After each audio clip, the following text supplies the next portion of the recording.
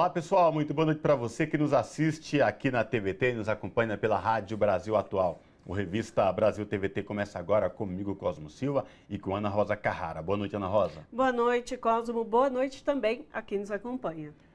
O Comitê de Política Monetária, o Copom, finalmente baixou a taxa básica de juros, a Selic, que saiu de 13,75% para 13,25% ao ano. O corte de meio ponto percentual é o primeiro desde agosto de 2020. Foi a primeira redução no atual governo que, desde o início, criticou o presidente do BC, Roberto Campos Neto, pela decisão do comitê em manter os juros. Mesmo com a diminuição, ainda é a maior taxa real descontada à inflação do mundo.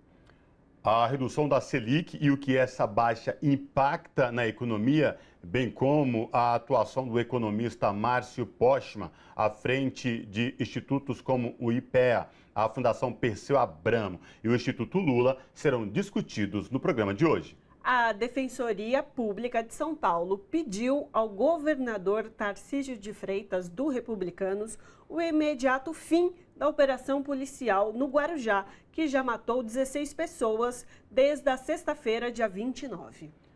A ação, iniciada após a morte de um soldado da rota, que são as rondas ostensivas Tobias Aguiar, não tem data para acabar.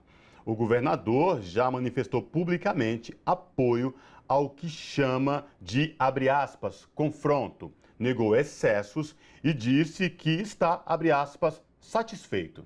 Essa ação da PM no Guarujá e os primeiros meses da gestão Tarcísio de Freitas no estado de São Paulo também serão analisadas no Revista de hoje. Um inquérito que investiga a atuação dos militares nos atos antidemocráticos de 8 de janeiro indicou falhas de órgãos do Gabinete de Segurança Institucional, o GSI.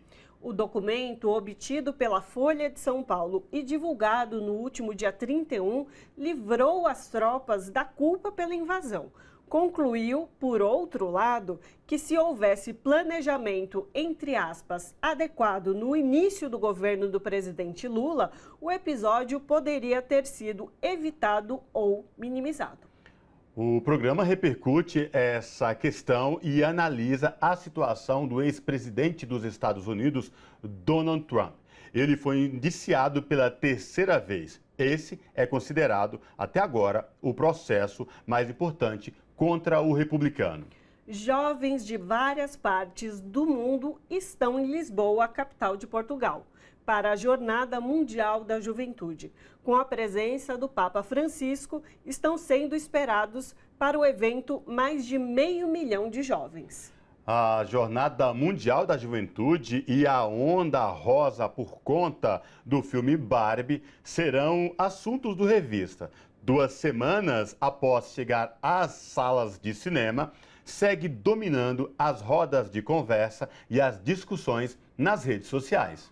O longa já é um fenômeno de bilheteria em todo o mundo e também se tornou um fenômeno cultural. Algo que há tempos não se via na indústria cinematográfica.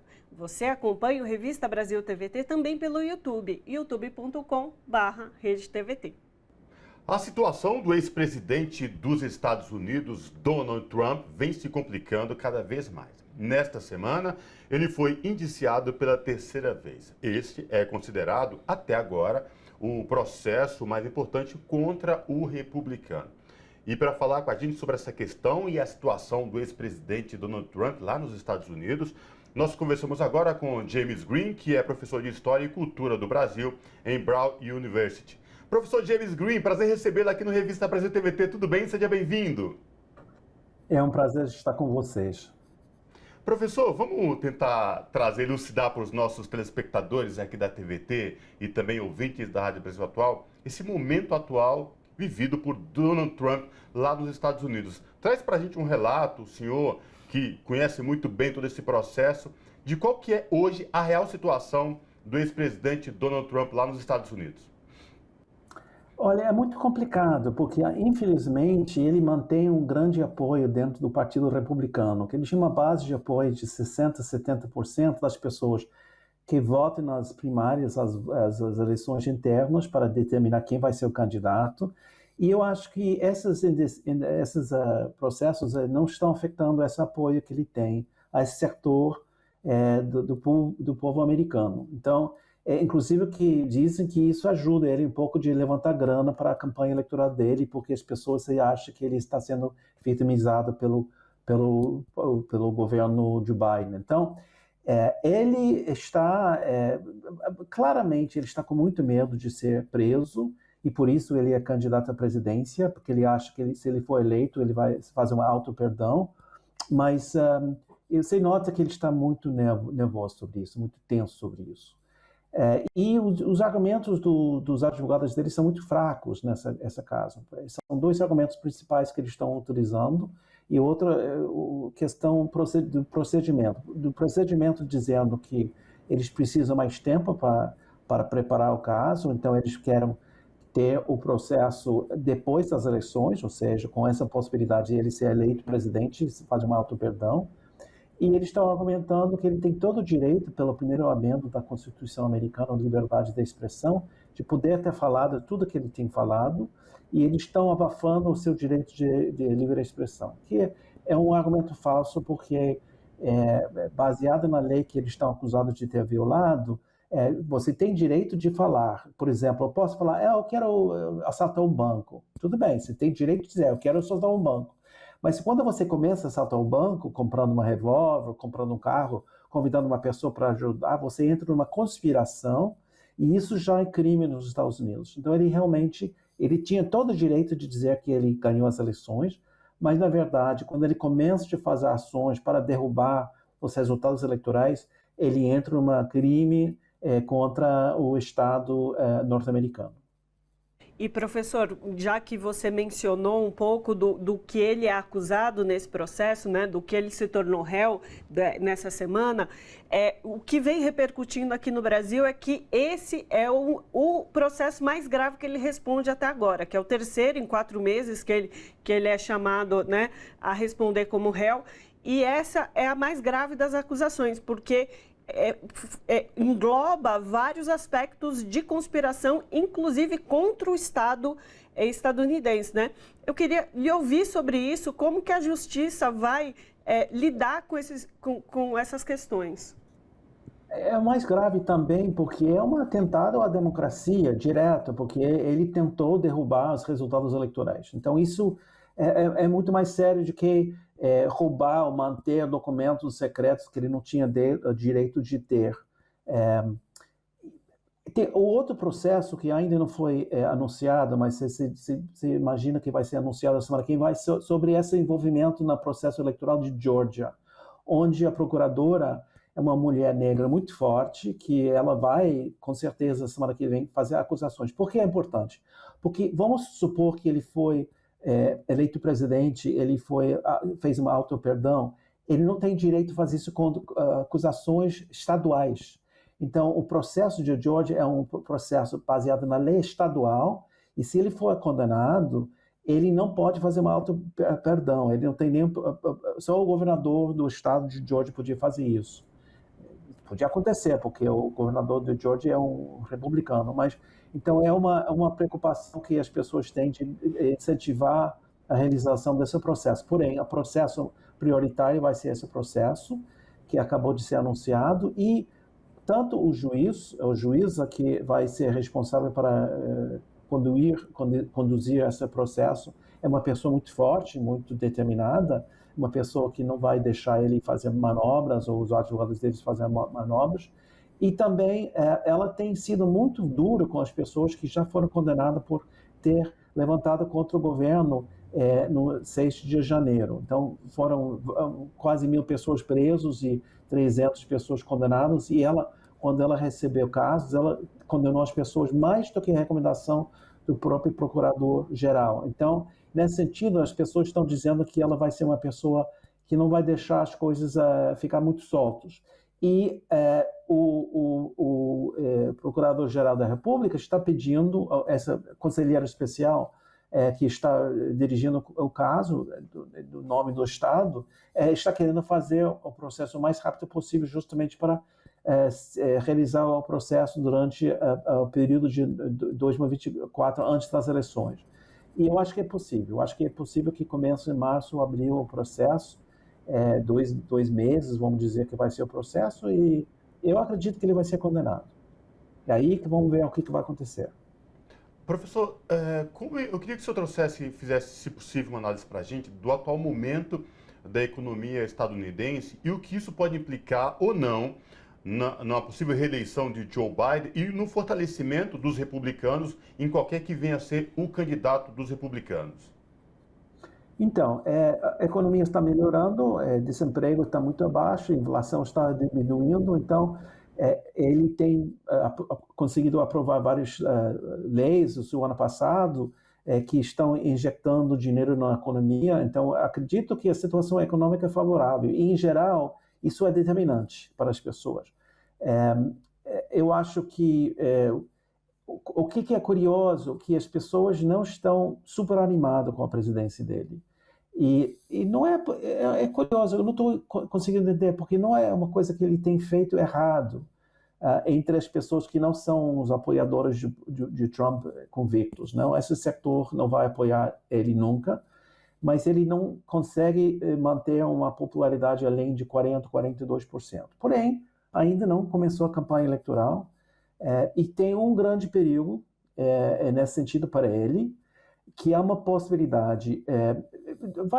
É possível que Robert Kennedy Jr., que é o filho do Robert Kennedy, que foi irmão do presidente Kennedy, e ele também foi advogado-geral, foi assassinado em 68, o filho dele é um cara meio louco, pessoa que está contra a vacina, ele tem uma série de ideias de conspiração, os próprios irmãos e a família condenam ele está muito isolado.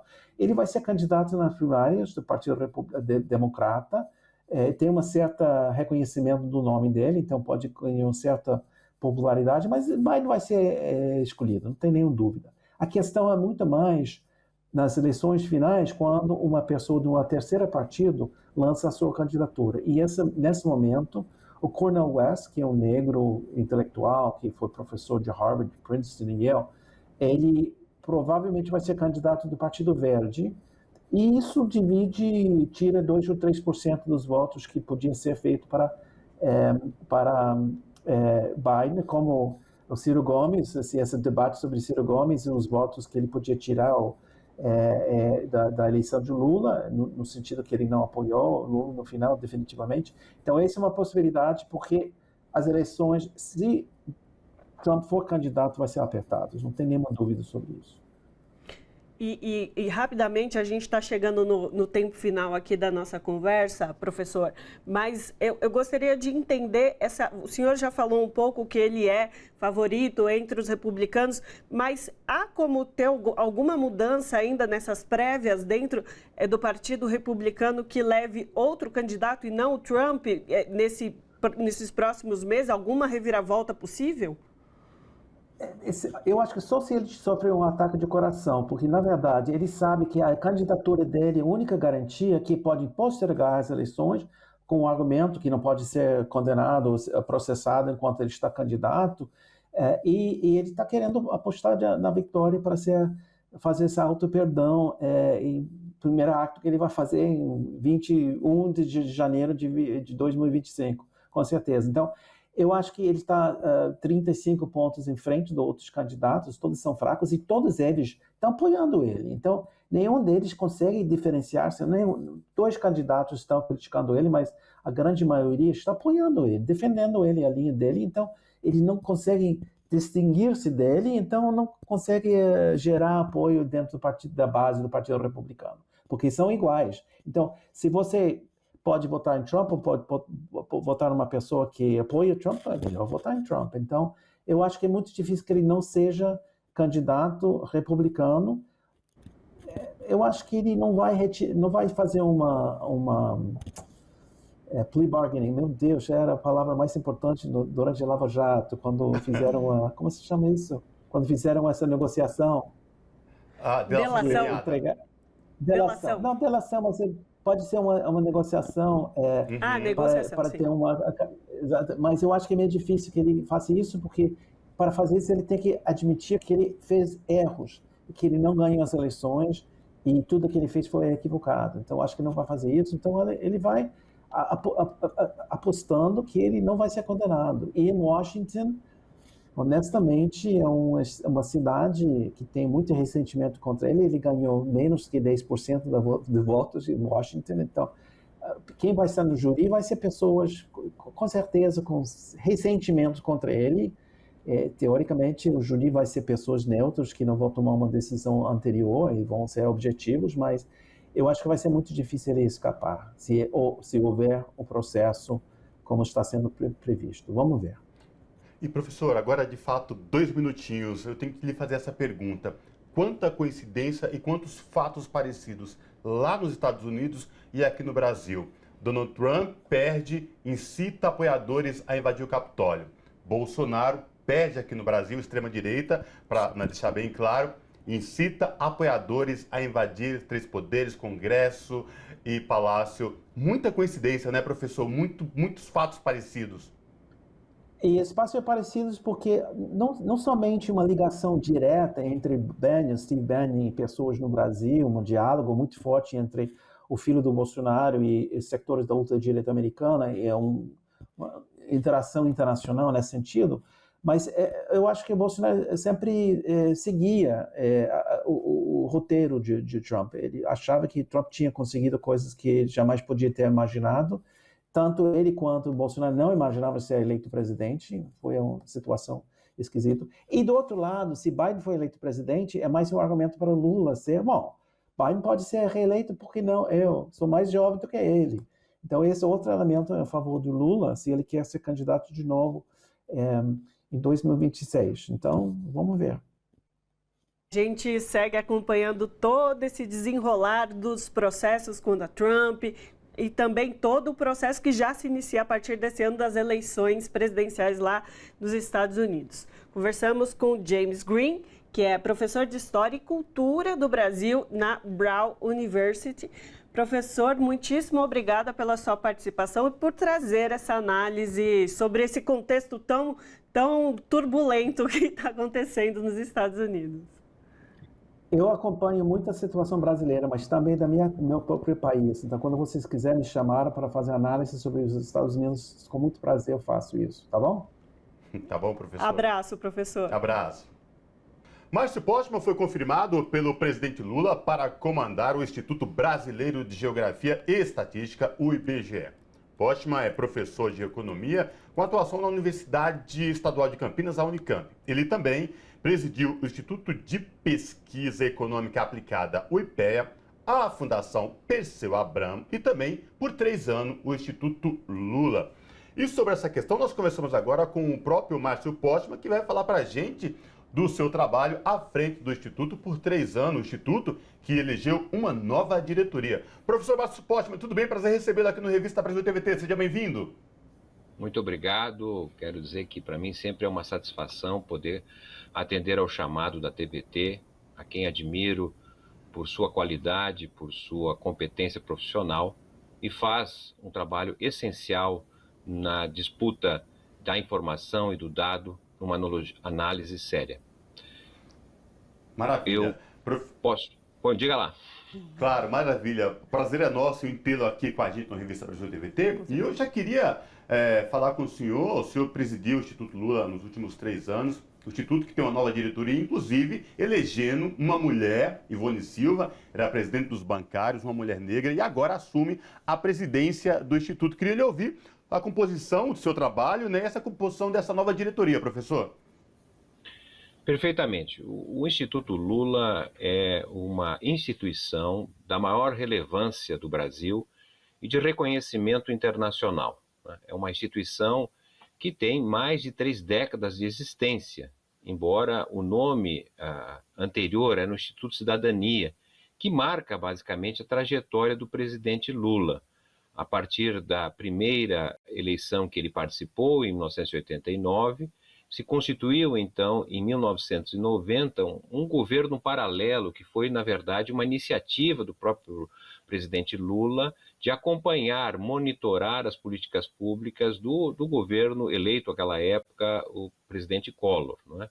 E, ao longo do tempo, o Instituto Cidadania abrigou uma série de iniciativas lideradas pelo presidente Lula, desde as caravanas, não é, de contato com a realidade brasileira, com as diferentes comunidades, a geografia do Brasil foi fundamental. Também abrigou a responsabilidade de encontrar de forma pluralistas estudiosos, políticos, para a construção de projetos para o país, de diferentes políticas públicas, e que foram muito importantes a partir, então, da eleição de 2002 até 2010, quando o presidente foi eleito e reeleito com uma série de políticas públicas inovadoras, em parte delas construídas dentro do Instituto Cidadania.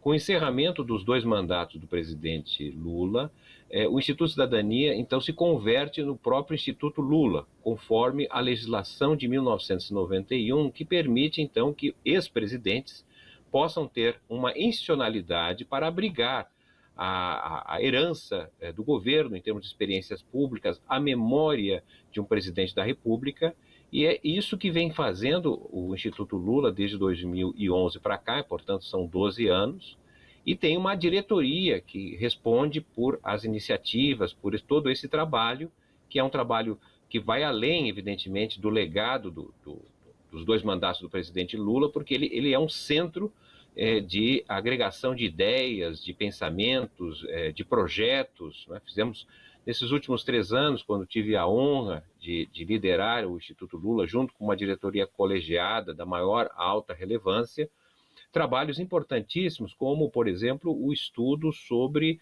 a transformação digital a qual o Brasil está vivendo hoje, né? A interconectividade, a internet, o computador, não é? As mudanças, inclusive, que a pandemia acelerou no Brasil. Também tivemos uma série de iniciativas de formação, de capacitação nessa nova realidade que o Brasil está vivendo, né? Além das atribuições que o Instituto vem fazendo já há algum tempo, que é a cooperação internacional com diferentes países, com diferentes instituições. Então, o mandato está se encerrando agora e nós tivemos, então, a satisfação de, numa assembleia realizada na segunda-feira dessa semana, a definição da nova direção que vai conduzir o Instituto para os próximos 3 anos, até 2026, não é? E que tem na sua liderança, como foi já aqui destacado, a Ivone Silva, que é uma dirigente sindical, não é? Uma mulher, uma brava mulher, corajosa, importantíssima atuação na liderança do Sindicato dos Bancários, uma mulher negra, inclusive, que ressalta justamente a questão que o presidente Lula sempre tem levantado, né? Desigualdade no Brasil. Então, nós estamos muito satisfeitos porque o Instituto Lula seguirá com uma diretoria muito qualificada, preparada para responder aos desafios que nós estamos vivendo, inclusive um desafio novo, né, para um instituto que responderia pela memória de mandatos anteriores, mas agora já está acompanhando o 3º mandato do presidente Lula. E, professor, o senhor que tem aí uma carreira longa já na área acadêmica, de pesquisa, professor de universidades públicas renomadas, e tem essa relação, esse momento também que o senhor preside este instituto tão ligado ao combate à desigualdade, ao combate à miséria. Eu queria que o senhor pudesse falar um pouco assim, sobre a importância do Instituto, dessa atuação da sociedade civil organizada, em relação, inclusive, a esse lugar também da pesquisa e como esses 2 lugares se relacionam e como o Instituto Lula lida com essa relação entre o lugar da pesquisa, do pensamento e também da atuação e da prática nesse combate à desigualdade. Perfeitamente. É importante, talvez, só chamar a atenção para o fato que o Brasil não tem, digamos assim, uma memória da República Brasileira, não é? Nós temos, basicamente, 2 museus, que são os museus do Ipiranga, no caso, em São Paulo, e o Museu Nacional no Rio de Janeiro, que, de certa maneira, guardam a herança do Brasil imperial, quando nós tivemos 2 imperadores, né? O Pedro I e Pedro II. Mas a partir de 1889 nós tivemos uma sucessão de presidentes, não é? Mas que não há, de certa maneira, uma institucionalidade para guardar a experiência desses mandatos. Há iniciativas pessoais, individuais, familiares de alguns dos presidentes, mas a maior parte dos presidentes não tem registro de uma forma organizada e sistêmica. Então, em 1991, foi constituída uma legislação que abre a possibilidade para os ex-presidentes criarem institutos que possam justamente viabilizar e abrigar, não é, os registros, a memória, um centro de reflexão a partir da experiência de um ex-presidente. Né? De uma certa maneira, inspirado na própria experiência dos Estados Unidos, que tem já consolidado, não é, esta figura de um espaço para que o ex-presidente, que foi, em geral, são pessoas muito qualificadas, que tiveram uma experiência de conduzir o Brasil, né, o país. Bem, mas infelizmente essa experiência não está muito consolidada no Brasil, né, porque nós temos apenas 3 institutos de ex-presidentes. Temos um instituto do ex-presidente Fernando Henrique Cardoso, o instituto do ex-presidente João Goulart, não é? E do presidente Lula. Não, até agora, pelo menos, a gente conhece a experiência de outro ex-presidente, mas de toda maneira, podemos falar aqui a partir do próprio Instituto Lula, não é? Que procurou, obviamente, oxigenar as experiências do passado, não é? Várias que foram muito exitosas nos 2 mandatos do presidente Lula, aí na primeira década do século, nós estamos na terceira década, não é isso? Mas o Instituto teve um papel, na verdade, de atualizar isso, contextualizando com a realidade que nós estamos vivendo. Então, o tema, né, da desigualdade que o presidente Lula sempre destaca, a desigualdade tal como nós conhecemos, não é? Ela, de certa maneira, é herdada de um passado agrário que o país teve. Infelizmente, o país não fez as reformas clássicas do capitalismo contemporâneo, não fez uma reforma agrária, não fez uma reforma tributária para valer, etc. Isso foi gerando, na verdade, uma sociedade proveniente do campo com uma desigualdade muito intensa. E nós passamos nos anos 30 para os anos 80, né, para uma outra sociedade urbana, uma sociedade industrial, que também veio acompanhada das desigualdades próprias da sociedade. E o que nós procuramos ressaltar, digamos, no período mais recente, é que como o Brasil está vivendo uma transição digital, não é? E que, de certa maneira, também vem impondo ritmos diferentes de acesso às tecnologias, às comunicações, às informações, e que vem aprofundando determinadas desigualdades. E por isso nós procuramos identificar isso, produzir informações e até mesmo apontar possibilidades de políticas públicas, que esperamos que o presidente Lula tenha a possibilidade, junto com o seu governo, de implementá-las, não é, durante esses próximos 4 anos, no qual o Brasil está liderado pelo presidente com muita maturidade, com muita experiência, né, com muito conhecimento e saber para conduzir melhor o Brasil e enfrentar de fato essa mazela nacional que é a nossa desigualdade, a diferença, não é, por sexo, por gênero, por território, que são questões que precisam ser de fato muito fortemente enfrentadas.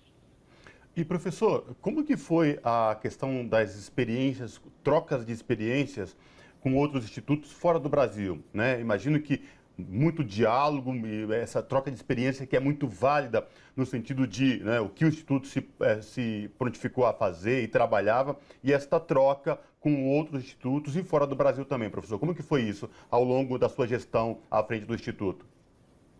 Eu posso dizer que nós recepcionamos assim, demandas provenientes de outros países, de outras instituições, porque o Instituto Lula, o nome do presidente Lula é reconhecido internacionalmente e há um grande interesse em conhecer as experiências que haviam sido implementadas, né, que foram os seus resultados reconhecidos internacionalmente, seja pelo Banco Mundial, as Nações Unidas, não é? O êxito de combate à pobreza, por exemplo, o êxito de alcançar o pleno emprego, ou seja, o Brasil conseguiu combinar democracia, crescimento econômico e inclusão social. Isso não aconteceu espontaneamente, isso foi decisão de governo, foi algo planejado e, portanto, isso gerou um interesse, uma curiosidade muito grande. Então, nós tivemos a possibilidade de ampliar a cooperação com instituições latino-americanas, né? O Instituto tem uma forte ligação com o Instituto Pátria, por exemplo, da Argentina. Fizemos uma série de atividades, oficinas, seminários, publicações divulgando a experiência do Brasil, por exemplo, não é? Tivemos a oportunidade de também fazer cooperação com universidades latino-americanas, né? Levando justamente a mensagem das experiências de políticas públicas no Brasil. Fizemos convênios importantes com instituições dos Estados Unidos, por exemplo, aqui cito uma recente trabalho que fizemos com a prefeitura de Boston, nos Estados Unidos, né? Boston é um local que concentra muitos brasileiros. O Brasil tem atualmente 2,2% de sua população residindo fora, né? E muitas vezes são pessoas qualificadas, jovens, que estão procurando outras possibilidades. E nós estamos interessados em descobrir, por exemplo, como outros países, como a Índia, como a China, por exemplo, aproveitam melhor os chineses, os indianos que estão fora, interessados em contribuir com o seu país. Então, apenas para dizer, não é uma experiência nesse sentido com os Estados Unidos. Mas tivemos outras, também com a China, por exemplo, uma discussão, uma aproximação com a Academia de Ciências Sociais da China, buscando entender melhor os avanços que representam a digitalização da sociedade. A China, por exemplo, tem quase 40% da sua economia digitalizada. O que representa isso? Quais são os impactos do emprego? Como se contabiliza esse valor da produção proveniente da digitalização, etc. Não é? Então, também uma troca, experiências muito interessantes, sem falar também em cooperação tanto com a África quanto a Europa. Não é? Então, tudo isso aqui para não também cansá-los, não é, para dizer que a cooperação internacional é um braço fundamental do Instituto Lula, especialmente agora, então, quando o presidente exerce seu terceiro mandato, não é? O êxito que está obtendo no seu governo, no início do governo, inclusive, do ponto de vista do desempenho econômico, a reversão, não é, nos problemas sociais que nós estamos tendo, e para outros países, na verdade, o Brasil segue sendo a referência e o Instituto pode ajudar nisso. Eu não tenho dúvida que a nova direção terá esse papel muito importante para dar continuidade. Maravilha. Conversamos com o Márcio Postman, que é professor de economia que atuou na UFABC, atua na Unicamp. Ele também presidiu o IPEA, a Fundação Perseu Abramo e nos últimos 3 anos o Instituto Lula, que foi o tema aqui da nossa conversa. Professor, muitíssimo obrigada pela sua participação conosco aqui hoje. Eu que agradeço. Um abraço a todos. Abraço.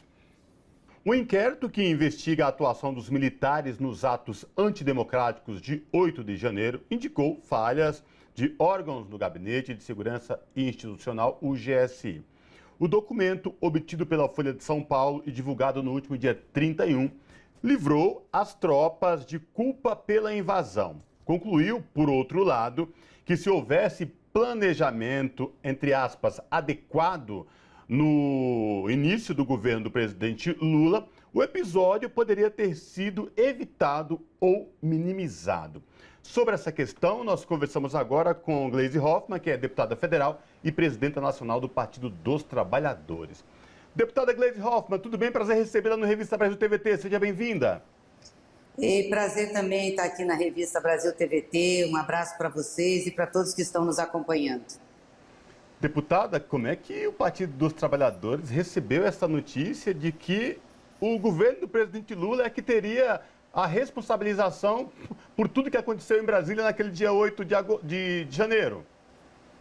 Não, primeiro assim, o governo tinha 8 dias, como é que ia fazer um planejamento? Muita gente do GSI ainda era do governo passado. Então, é um absurdo esse inquérito chegar a isso. E vamos lembrar aqui que teve um grande incentivo dessas manifestações, aqueles acampamentos feitos na frente dos batalhões do Exército, em Brasília tinha, e foi dali que partiram as pessoas. E vamos lembrar também que a direção desses estabelecimentos militares não deixaram as pessoas saírem dali. Até o último momento impediram. Então eu vi com uma grande responsabilidade por parte desse inquérito da Justiça Militar esse tipo de acusação. A responsabilidade com certeza maior foi da Polícia Militar do Distrito Federal, que não tomou as providências que deveriam tomar, e também dos comandos que nós tínhamos em frente a esses estabelecimentos militares. Essas coisas têm que ser esclarecidas. Assim que o governo empossado tomou consciência do que estava acontecendo, tomou as providências cabíveis. O presidente Lula foi super firme nesse sentido e reestabeleceu a ordem que precisávamos ter.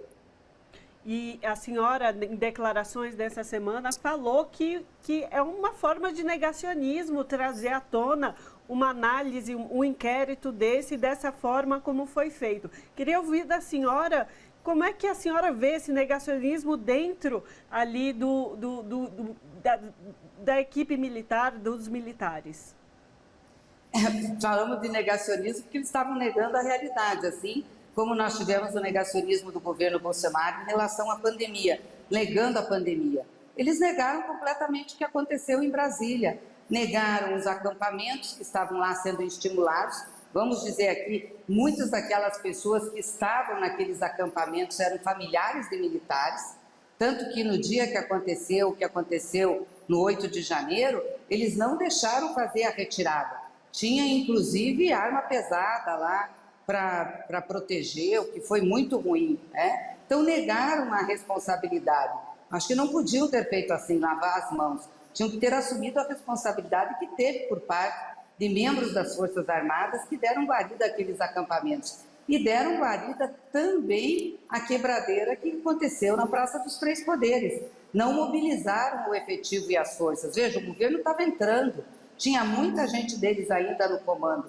Então foi muito ruim isso. Acho que isso merece uma apuração maior, uma apuração mais acurada, para que realmente os responsáveis tenham as consequências que devem ter. Não pode ficar do jeito que está. E, deputada Gleisi Hoffmann, após a eleição que elegeu o presidente Lula de forma legítima, democraticamente, ficou todos aqueles acampamentos em todo o Brasil, em frente aos quartéis do Exército. Depois teve outros atentados em Brasília mesmo, que antecedeu uma tentativa de atentado ao aeroporto de Brasília com bomba. E durante o 8 de janeiro, as imagens são claras e são fatos e contra fatos, não tem o que questionar, a polícia militar do DF escoltando aqueles manifestantes. Agora chegar com essa informação de que em 8 dias de governo empossado, esse governo é responsável por tudo isso, será que esse inquérito militar em sã consciência acredita que alguém sério nesse país vai acreditar neste documento? Eu acho que ninguém acreditou. Eu, pelo menos, não acreditei. Com quem eu falei, não acreditou. Foi uma forma de querer passar pano, de querer não responsabilizar, né? Até porque na frente dos quartéis que estão falando, sempre foi tido como área de segurança. Nem estacionar carro pode. Eles têm condições e tinham condições de dissolver aquele tipo de manifestação. E não fizeram, muito permissivos. Tinha comida, tinha água, tinha todas as condições para que os manifestantes ficassem ali. Então aquilo foi muito ruim. Que essa manifestação, esse acampamento em Brasília, foi um dos pontos base para se organizar a ocupação das praças dos Três Poderes. A Polícia Militar do Distrito Federal chegou a acompanhar os manifestantes até a Praça dos Três Poderes. O secretário, na época, que agora foi convocado pela CPMI do golpe, foi viajar, não estava aqui, e diziam que não tinha problema nenhum. Então, como que um governo que estava entrando, não tinha nem 8 dias de mandato, teria condições de fazer essa mobilização ou utilizar da inteligência que ainda estava na mão de muitos de comandos bolsonaristas? Então, essas coisas têm que ser esclarecidas. Eu espero que a CPMI esclareça isso e espero que este inquérito seja também um ponto de investigação da CPMI. Exatamente sobre quais medidas possíveis em torno desse inquérito a senhora acredita que seja possível fazer? A senhora falou da CPMI agora, mas há outros campos, outras autoridades ou mecanismos que podem, de alguma forma, fazer algo contra esse inquérito? A própria Justiça, o STF, que já está investigando, que tem inquéritos lá, e que deve julgar os militares que foram envolvidos, e tem muitos militares envolvidos nesse processo do golpe do dia 8. Eu acho que isso também tem que ser um objeto de averiguação, mas eu não acho que o judiciário, aí depende de outras questões, mas na CPMI, eu acho que a CPMI tem obrigação de chamar lá os responsáveis pelos inquéritos militares e tirar isso ali. Tada, para esta semana, retorno dos trabalhos legislativos no Congresso. Como é que foi essa semana? Porque teve também várias CPIs aí, o trabalho da senhora é intenso, participa em uma inclusive. A senhora pode falar para os nossos telespectadores aqui da TVT e ouvintes da Rádio Brasil Atual de como que foi esse retorno dos trabalhos legislativos? Bom, nós tivemos bastante trabalho das comissões na Câmara dos Deputados, a CPI do MST, que é aquela CPI que é um palco para bolsonaristas e para pessoas que querem criminalizar os movimentos sociais. Eu tenho dito que o relatório já está feito de criminalização do MST, mas a CPMI também do golpe teve um bom andamento, né? Convocou aí o Torres, convocou o Mauro Cid, abriu sigilo, quer dizer, deles, né, do ex-secretário da Polícia do Distrito Federal, do Mauro Cid, quebrou sigilo telemático, telefônico. Eu acho que a gente vai poder ter bastante esclarecimentos disso. A pauta ainda da Câmara não entrou com todo vapor, só matérias mais que não são as centrais da economia que foram votadas. Eu espero que nessa semana que entra a gente possa resgatar a pauta que nós temos que realmente discutir. Temos que votar o arcabouço, que veio do Senado da República, temos ainda a LDO, tem que discutir o orçamento para que a gente possa votar e, obviamente, a reforma tributária sendo votada no Senado vai ter que voltar para a Câmara dos Deputados também. Então, eu espero que na semana que vem essa pauta do plenário seja recolocada aí com mais ênfase nas matérias que nós precisamos encaminhar. Deputada Gleisi Hoffmann, para a gente encerrar aqui o nosso bate-papo e agradecendo de antemão a senhora, a gente está numa atividade aí no Paraná, queria lhe ouvir sobre um fato que me chamou a atenção durante esta semana na CPI do MST, que foram, por parte do presidente da comissão, ataques machistas e gordofóbicos contra uma parlamentar. Como é que perdeu-se a civilidade, deputada, do que é o parlamento brasileiro, porque foi algo muito explícito e vergonhoso? Não, completamente. Aliás, essa CPI do MST, ali não tem nada a ver com o parlamento. Tem a ver com ataques, com violência, com falta de decoro parlamentar. Nós estamos entrando na comissão de ética contra o relator da CPI, foi o ex-ministro, né, do Meio Ambiente, que fez, enfim, apologia à ditadura militar dentro de uma comissão da Câmara, o que é um absurdo, e mesmo esse comportamento do presidente é muito grave. Isso mostra o desrespeito que tem pelo parlamento e a forma como querem atacar os movimentos sociais e a própria democracia. Nós temos que resistir. Eu sempre costumo dizer, nós vencemos o Bolsonaro, mas não vencemos esse movimento bolsonarista de ataque à democracia. Então nós precisamos reunir todos aqueles que defendem a democracia, a nossa Constituição, para não deixar isso seguir em frente. Precisamos realmente fazer uma atenção à democracia. Eu peço desculpas para vocês até a forma que eu estou dando entrevista, porque estou no Paraná, eu estou aqui na posse do novo reitor da Universidade Federal do Rio de Janeiro, o professor Medronho. E atrasou muito, a gente tinha marcado 1h30, mas ele ainda nem fez seu pronunciamento. Eu disse, não, deixa eu ir lá falar com o pessoal da TVT para falar um pouquinho aí da nossa pauta. Por isso que eu quero pedir desculpas, inclusive, a forma como eu estou aqui no vídeo. Imagina, importante é que a senhora se disponibilizou e está com a gente a falar de assuntos tão importantes que aconteceram durante a semana. Então, conversamos com Gleisi Hoffmann, que é deputada federal e presidenta nacional do PT, com quem a gente falou sobre as questões do inquérito militar sobre o 8 de janeiro e também os andamentos dos trabalhos lá no Congresso. Deputada, muito obrigada. Ok, um abraço para vocês. E agora a gente faz um breve intervalo e volta daqui a pouquinho.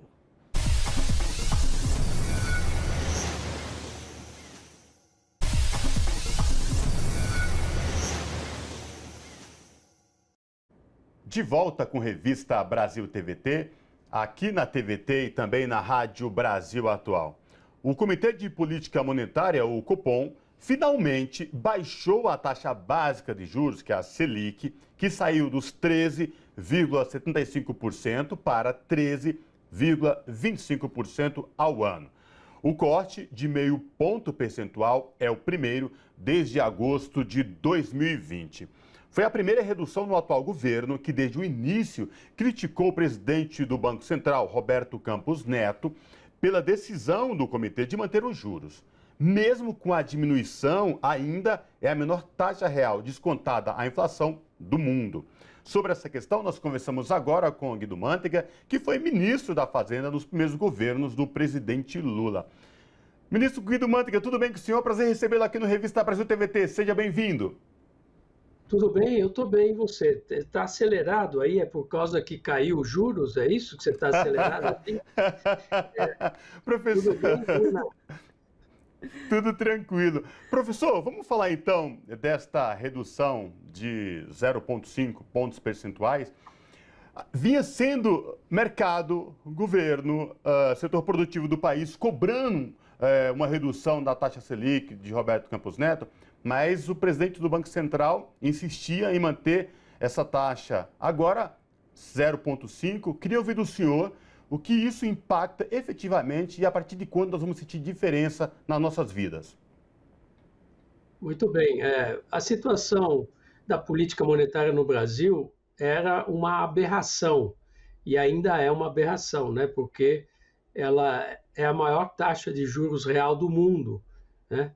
Que a inflação aqui no Brasil caindo, nós estamos com uma inflação em 12 meses de 3%, e quase que vai dar para atingir essa meta meio absurda que tinha sido estabelecida no passado, não é?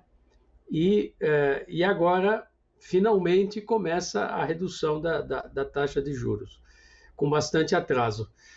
Bom, é uma notícia excelente, né? Principalmente porque foi 0,5% e não foi 0,25%, né? Como alguns falavam. Então, e também o Banco Central já sinalizou que na próxima reunião também continuará baixando 0,5%. Então, começou um ciclo de baixa da taxa de juros do Brasil. Qual é o impacto que isso vai ter na economia? Num primeiro momento, é mais um impacto assim positivo no sentido das expectativas, né? Quer dizer, é uma coisa boa que vai acontecer, mas não tem um impacto imediato.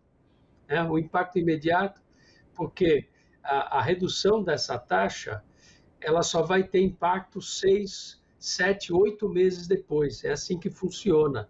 Então, você vai ter que ter algumas reduções da taxa para, digamos, afetar as atividades econômicas, né? Essa taxa de juros alta, ela estava reprimindo o crescimento do país. Então, você vai poder ter uma expectativa que o crescimento será maior no futuro, não em 2023. Eu quero deixar muito claro. Acho que 2023 o estrago já foi feito, né? Nós poderíamos ter um crescimento maior e não vamos ter esse crescimento porque você não tem crédito no país, o crédito está muito caro, as pessoas não estão conseguindo comprar a prazo. O brasileiro costuma comprar eletrodomésticos, automóveis, casas, tudo a crédito, você não paga à vista. Nos outros países é assim também. Então, você não tinha crédito e quando tinha era muito alto para as pessoas, né? Então, isso só vai, digamos, desatar no próximo ano, mesmo porque os bancos privados continuarão cobrando spreads muito altos. O spread é aquela diferença entre a taxa básica, que é a Selic, e aquilo que os bancos acrescentam para ter a margem de lucro, despesas e tudo mais. Então, os bancos privados vão continuar com taxas elevadas de juros. E isso, portanto, não vai, digamos, facilitar a expansão da atividade econômica, né? Isso só vai acontecer em 2024. Se eles continuarem, tem que continuar em 2024, reduzindo a taxa em cada reunião do Copom, né, para que ela passe a ser uma taxa de crescimento razoável. Agora, em 2023, infelizmente, nós estamos com um baixo crescimento da indústria, a indústria não está crescendo nada, né? O consumo das famílias está baixo, né? Então, o consumo das famílias representa 60% do PIB, né? Ele determina o que vai acontecer com o PIB, né? E mesmo o comércio está fraco, várias empresas quebrando no setor e tal. Então, isso vai dar uma perspectiva melhor, mas não tem ainda um efeito imediato. Aonde ele vai ter um efeito imediato é no pagamento do serviço da dívida, os juros que o governo paga para os detentores dos títulos públicos e tudo mais. Quer dizer, vai haver uma redução, mas gradual. Então, veja que hoje, até o mês de julho, o Tesouro está pagando 58 bilhões por mês para o serviço da dívida. Então, 58 bilhões por mês. Digamos que se a taxa fosse mais baixa, poderia estar pagando 30 bilhões por mês e sobrava 30 bilhões para você aumentar investimento, né, para você fazer aplicações, enfim, aumentar programas sociais e tudo mais. Então, essa conta vai começar a cair, mas ela vai fechar o ano ainda muito alta. Então, veja, a taxa de juros elevado causa um grande desperdício, né? Tem um impacto muito negativo na economia, seja nas contas públicas, seja na atividade econômica. Então, isso vai demorar para, digamos, se dissolver ao longo do tempo. Então, professor, o que o senhor está colocando isso dá um impacto pequeno ainda sobre a dívida pública brasileira, né? E em efeito cascata nas contas públicas, no que o Estado brasileiro tem disponível ali para investir, por exemplo, em programa social? Exatamente. Quer dizer, isso reduz a margem que o governo tem para fazer aplicações sociais, para investimento, por exemplo, que o investimento no Brasil está muito baixo.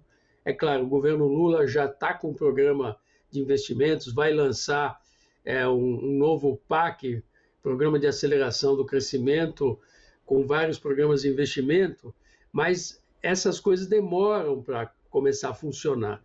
Então, ele vai lançar esse mês ainda, mas até engrenar, né? E aí se você gastar menos com juros, você tem mais recurso para investimento, mais recurso, inclusive para programas sociais, se bem que haja limitações para esse gasto. Então, a política monetária amarra tudo, né?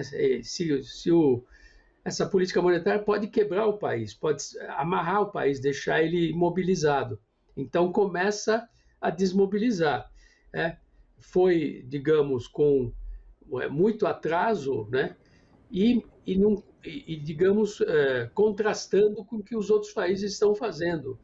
Então, não dá para dizer, não, mas todo mundo está com inflação. É verdade, todos os países estavam com inflação alta. Mas a inflação brasileira caiu mais do que nos Estados Unidos, do que na União Europeia, do que no Reino Unido. E eles todos com taxas de juros bem menores que a nossa. Então, os Estados Unidos com uma taxa de 5,5%, a inflação deles está em 4%. Né? A União Europeia com 3,75% de taxa de juros e a inflação deles acima de 6%. O Reino Unido está com uma inflação acima de 8% e está com uma taxa de juros de 5,25%. Então, veja, a maioria dos países, ela olha para o impacto dos juros altos, não faz estrepulias como nós tivemos aqui. Bom, então espero que agora a gente vai caminhar para a normalidade, que só ocorrerá ainda em 2024. Professor, a expectativa era muito grande no entorno dessa redução, agora da última reunião do Copom. Muito se falava em 0,25, outros já de meio ponto. A minha pergunta, diante do cenário que a gente vinha enfrentando, sinais da economia, do trabalho, a inflação em queda, era possível, tinha margens para chegar, por exemplo, a 1 ponto percentual nessa redução? Com certeza, não tenho a menor dúvida, porque com essa redução de 0,5%, nós ficamos com 13,25%. Como a inflação é de 3%, nós estamos com a taxa real de 10%. Taxa real de juros de 10%. Quer dizer, ninguém tem nem metade disso no mundo todo. Então, dava perfeitamente. Nós poderíamos estar com uma taxa de juros de 9%, 8,5%. Eu estou dizendo por quê? Porque a inflação caiu. E não foi por causa da taxa de juros que a inflação caiu. Caiu por quê?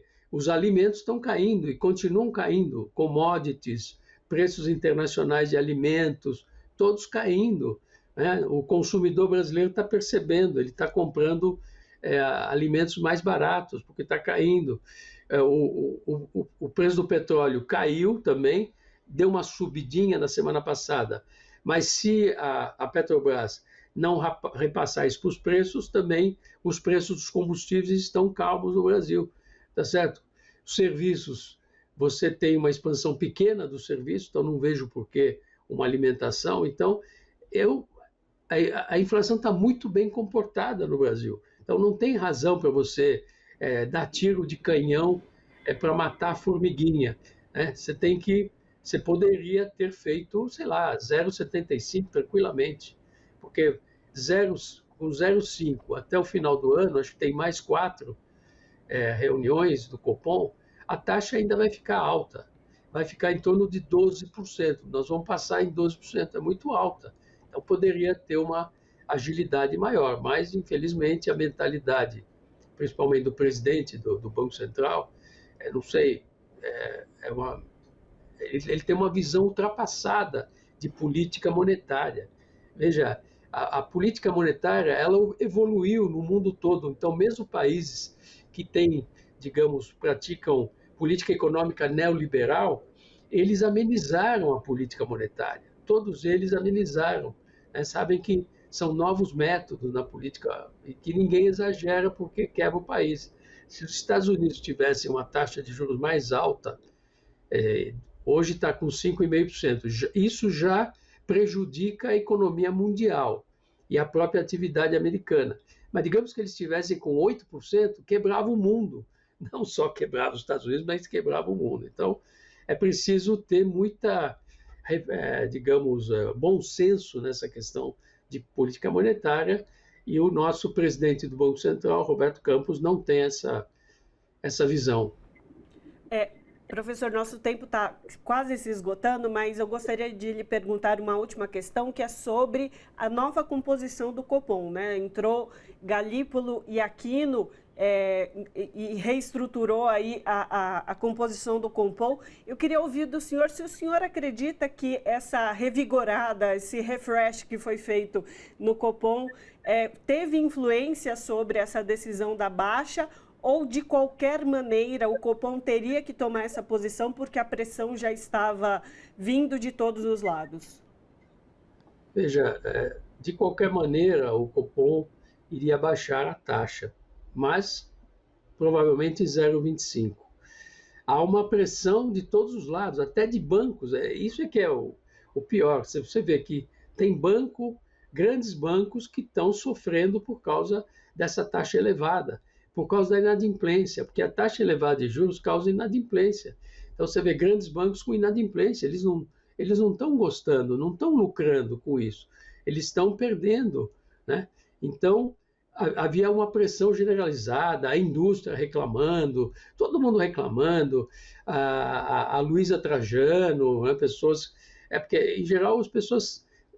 os empresários têm medo de falar, assim, de se confrontar, mas estava todo mundo reclamando. É claro que a entrada, principalmente do Gabriel Galípolo, que é um excelente economista, que entende muito de política monetária, deu um reforço nessa argumentação. E nós vimos que houve uma votação ali, a votação foi 5 votos por 0,5 e 4 votos por 0,25. Então, certamente, o Galípolo e o outro diretor que entrou também desempataram esse jogo, né? Porque 5-4, o próprio Roberto Campos, dessa vez, foi sensato e apostou no 0,5, mas ainda tinha 4 diretores que preferiam 0,25, tá certo? Então, fez toda a diferença e fará, porque ele tem um pensamento, ele entende muito o mercado financeiro, ele foi 5 anos presidente do Grupo Fator, né? Então ele é do ramo, ele é sensato, ele não vai tomar nenhuma medida radical, com certeza, né? Mas ele já trouxe um ânimo novo, né? e ele já conseguiu levar, digamos, outros diretores que já estão lá no banco e que votaram por 0,5. Então, digamos, um arejamento do Copom que vai ser reforçado, porque no final do ano haverá a troca de mais 2 diretores. Então, aí você já chega a ter uma maioria para, digamos, o Banco Central ser mais proativo nessa questão da política monetária. Maravilha. Conversamos com Guido Mantega, que foi ministro da Fazenda nos primeiros governos Lula. Mais uma vez, muitíssimo obrigada, professor. E também do governo Dilma. E também do governo Dilma. Muito obrigada pela ajuste aí da informação. A gente agradece muitíssimo a sua participação conosco e sempre trazendo essa análise tão ponderada e importante para a gente entender a nossa economia. Obrigado, Ana Rosa. Obrigado, Cosmo. É um prazer estar com vocês aqui na TVT Brasil. Abraço. Como avaliar os primeiros meses da gestão de Tarcísio de Freitas, do Republicanos, aqui no estado de São Paulo? Para nos ajudar a entender como é que está a gestão Tarcísio de Freitas aqui no estado de São Paulo, a gente conversa agora com o Kiko Seleguin, que é deputado federal pelo estado de São Paulo e que também preside o Partido dos Trabalhadores no estado. Deputado Kiko Seleguin, tudo bem? Prazer recebê-lo aqui no Revista Brasil TVT. Seja bem-vindo. Olá, boa tarde, agradeço a oportunidade mais uma vez de estar aqui com vocês, com os internautas e telespectadores. Bom, se a gente fizer uma comparação nesses primeiros meses, esse primeiro semestre, com o que aconteceu na agenda da gestão do país com o Estado de São Paulo, a gente pode perceber nitidamente que o governo do Estado de São Paulo, que é um país basicamente, né? Nós estamos falando aqui de 30% do PIB do Brasil, 25% da população, não tem agenda, né? O governador com 60 bilhões em caixa, ou seja, um caixa muito robusto, tem uma agenda legislativa muito pobre. Do que eu tenho conhecimento de projetos com algum grau de importância, foi só reajuste salarial para uma parte do funcionalismo que dialoga com a base dele, que é o setor de segurança pública. Não tem agenda no combate à pobreza, não tem agenda de infraestrutura e geração de empregos. O governo federal foi lançando programas importantes na área da educação, da saúde, da assistência, de moradia popular, e a gente não enxerga do governo do estado nenhuma agenda a contrapor ou que pudesse, por exemplo, se acrescer aos programas federais para poder colocar em parceria aí esse caixa robusto do governo para poder otimizar, por exemplo, a construção de moradias no nosso estado, ou complementar programas na área da saúde pública, ou mesmo da assistência. Então, isso mostra a falta de projeto de estado do governador Tarcísio. Ao contrário, o que a gente vê é uma agenda que flerta com a extrema-direita. A gente ouviu agora no episódio das chacinas do Guarujá uma completa falta de empatia do governador a como a polícia perseguiu o assassino do policial da Rota há 2 semanas atrás. Foi na base da tortura, de uma maneira muito desumana e, eu diria, ilegal, inclusive, de entrar na casa das pessoas, matar sem perguntar, enfim. Então, o que nos preocupa é isso, que, ao contrário do Brasil, que tem uma agenda que está tentando organizar a política nacional, criar uma condição de estabilidade política e econômica para garantir que o país tenha crescimento, de desenvolvimento, atraia novos recursos, a agenda do governo para o mundo, no sentido de colocar o Brasil mais uma vez nas grandes rodas de conversas e negociações, o que atrai muitos recursos e coloca a nossa pauta política ligada ao meio ambiente, à preservação da economia, ao desenvolvimento de uma economia verde, em políticas de combate à pobreza e miséria e distribuição de renda, mais uma vez, na agenda do mundo, completamente descompassada. O que faz com que a gente perca oportunidade, porque se o Estado de São Paulo, do tamanho que fosse colaborativo, né, contribuísse para aumentar a ressonância dessas políticas, a gente teria um resultado muito melhor. Deputado, você vem colocando uma falta de agenda por parte do governo do estado aqui em São Paulo, mas uma questão que o governador Tarcísio de Freitas parece estar comprometido é com a privatização da Sabesp, né? É um tema que é esse sim, que é de interesse aí do empresariado, ele vem se articulando e demandando. Como é que o senhor vê essa articulação e essa demanda que ele faz questão de se empenhar?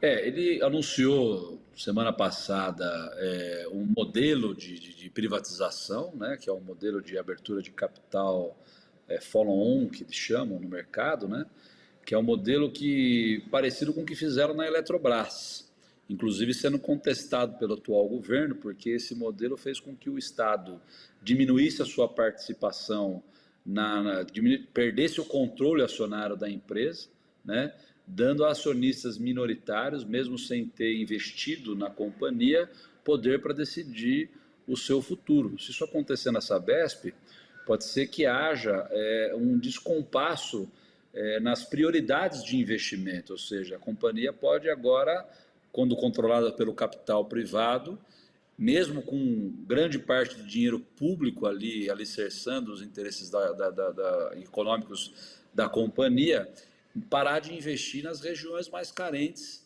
e necessárias, porque essas regiões necessariamente não dão lucro. O que dá lucro é o que já está estabelecido, porque precisa de pouco investimento.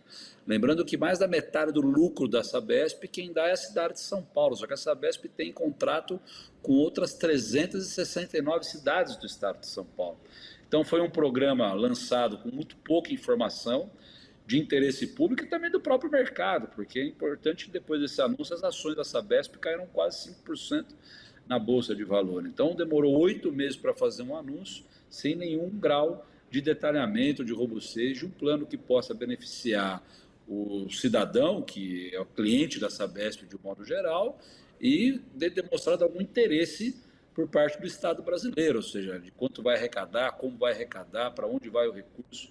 Porque uma coisa, nós já temos uma opinião a Sabesp, a gente disse isso na campanha eleitoral, o nosso candidato Fernando Haddad dizia que não tem sentido você se livrar de uma empresa superavitária como é a Sabesp, que é vanguarda no sentido do tratamento de esgoto, muito pelo contrário, os lugares do mundo onde foram feitos isso, os países estão retroagindo, porque vender água, que é um bem fundamental para a vida, é um risco muito grande, é um risco de encarecer, e no caso do Brasil, onde tem uma população muito carente, de você inviabilizar o consumo de água potável, não tinha sentido, ou seja, a Sabesp é uma empresa que tem capacidade de investimento e não precisava vender. Agora, já que o povo decidiu por escolher um governador com essa agenda, a gente precisa cuidar para que esse processo seja feito no melhor do interesse público, garantindo aí liquidez da companhia, mas também a responsabilidade social, porque ainda tem muito o que fazer, principalmente com relação ao saneamento básico no estado de São Paulo.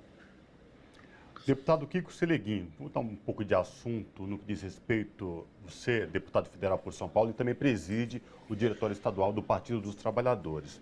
Minha pergunta é como é que estão as discussões, como é que estão as andanças no Estado para tentar organizar o partido, pensando já nas eleições municipais, o ano que vem tem eleições municipais, pensando nessa característica de ser um Estado bolsonarista, né? Vide a eleição do governador Tarcísio de Freitas, do Republicano, que foi homem do Bolsonaro, ex-presidente Bolsonaro, chefiou, enfim, ministério dele. Queria te ouvir sobre essa questão. Como é que o Partido dos Trabalhadores aqui em São Paulo está se organizando, já pensando o pleito municipal do ano que vem?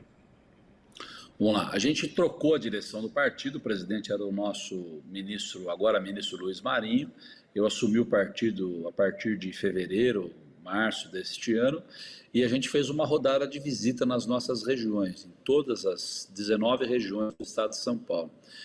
E a nossa meta é reorganizar e renovar as direções municipais até o mês de outubro. Então, a nossa expectativa é que em São Paulo, que tem 645 municípios, a gente consiga estabelecer 500 diretórios municipais organizados, né, com direção renovada. E no caso do PT, que é o único partido no país que garante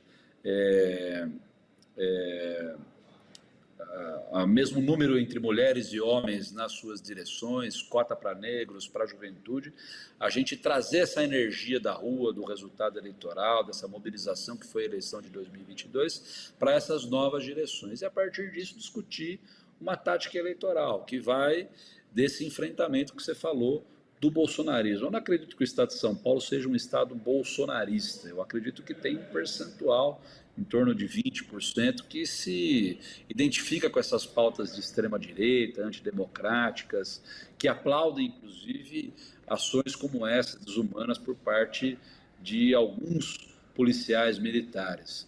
Mas eu acho que o Estado de São Paulo é um Estado que tem muitos problemas.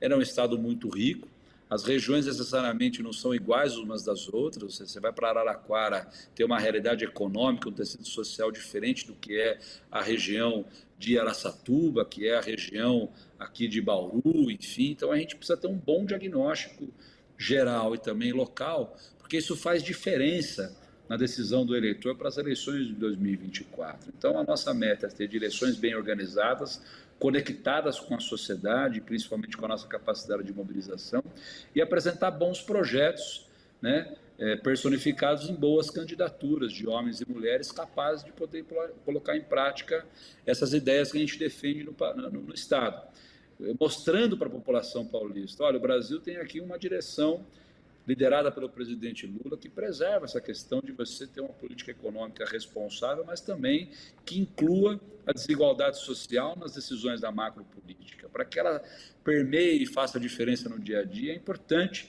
que os municípios, as câmaras municipais também estejam, né, linkados com isso tudo, para cobrar objetivamente a execução dessas políticas na ponta. Então, esse é o nosso objetivo, de voltar a ter mais vereadores, prefeitos, vice-prefeitas e poder conectar cada uma das cidades paulistas a essas transformações que o presidente Lula tem liderado à frente do nosso país. Deputado, nosso tempo está chegando ao fim, mas eu vou lhe perguntar sobre uma outra questão do governo aqui de Tarcísio de Freitas, que agora, recentemente, nas últimas semanas, foi anunciado também uma orientação de que as aulas da rede pública sejam monitoradas, tanto por coordenadores, e que relatórios sejam enviados sobre as aulas que são ministradas. O sindicato responsável, que é a PEUESP, já se posicionou sobre, dizendo que é lamentável, é um absurdo tal posição do governo, mas eu gostaria de ouvir o senhor, quanto parlamentar, como que o senhor percebe esse tipo de escolha de política do governador Tarcísio de Freitas aqui para o nosso estado? É engraçado que é um governador que quer monitorar como é que o professor leciona dentro da sala de aula, mas não quer monitorar como é que o policial militar age no dia a dia no combate ao crime. Ou seja, você imagina, por exemplo, se todos os policiais que fizeram essas operações, que com 16 mortes na Baixada Santista, tivessem monitoramento no seu uniforme, né? Então está claro uma tentativa de cercear o direito do professor de tocar o aprendizado dentro da sala de aula. Isso tem a ver com essa discussão maluca e surreal que é a história da escola sem partido. O sindicato vai se mobilizar, o nosso partido vai se mobilizar. Isso se trata, na minha opinião, uma ilegalidade, porque não há nenhum tipo de justificativa fazer esse tipo de monitoramento. Isso significa você violar aí a prática profissional de um professor. Isso significa, daqui a pouco, vão querer colocar uma câmera dentro de um consultório médico, por exemplo, para saber como é que o médico adota ali a sua disciplina, ou seja, ele estudou 10 anos na universidade, aprendeu e tem que ser monitorado por quem? Quem é que vai monitorar? Vai ser usado essas imagens para quê? De que maneira? Para garantir a segurança do aluno, do professor, né? Então isso, na minha opinião, cheira a um absurdo completo, né? Perfeito. Conversamos com o Kiko Seleguin, que é deputado federal e presidente do PT no estado de São Paulo. Deputado, muitíssimo obrigada pela sua participação conosco aqui hoje. Eu que agradeço a oportunidade mais uma vez, estou sempre aqui à disposição, é sempre um prazer poder discutir aí. Um grande abraço, valeu. Abraço. A Defensoria Pública de São Paulo pediu ao governo de Tarcísio de Freitas, do Republicanos, o imediato fim da operação policial no Guarujá, que já matou 16 pessoas desde sexta-feira, dia 29. A ação iniciada após a morte de um soldado da Rota, que é a Rondas Ostensivas Tobias Aguiar, não tem data para acabar. O governador já manifestou publicamente apoio ao que chama de, entre aspas, confronto, negou excessos e disse que está, abre aspas, satisfeito. Sobre essa questão, nós conversamos agora com Cláudio Aparecido da Silva, o professor Claudinho, que é ouvidor das polícias de São Paulo, professor e militante do Movimento Negro e dos Direitos Humanos. Ouvidor, prazer recebê-lo aqui no Revista Brasil TVT. Como vai? Seja bem-vindo. Boa tarde, muito obrigado pelo convite ao Revista Brasil TVT. Boa tarde aí a todos os telespectadores. Professor, ouvidor das polícias do Estado, Claudinho. Queria lhe ouvir, quase uma semana da fatídica ação da Polícia Militar com a ação Escudo no Guarujá, que já resultou em 16 mortes. Tudo desencadeou a partir da morte de um policial da Rota. Primeiramente, nossa solidariedade aos familiares desse policial e também aos familiares dessas 16 vítimas mortas no Guarujá. Queria lhe ouvir como é que estão as discussões com o governo do Estado, o movimento dos direitos humanos e, sobretudo, o senhor que é ouvidor das polícias. Realmente, nós também queremos manifestar a nossa solidariedade aos familiares do policial falecido, policial Patrick Reis, que, diga-se de passagem, era um bom policial, um bom pai de família e um bom filho.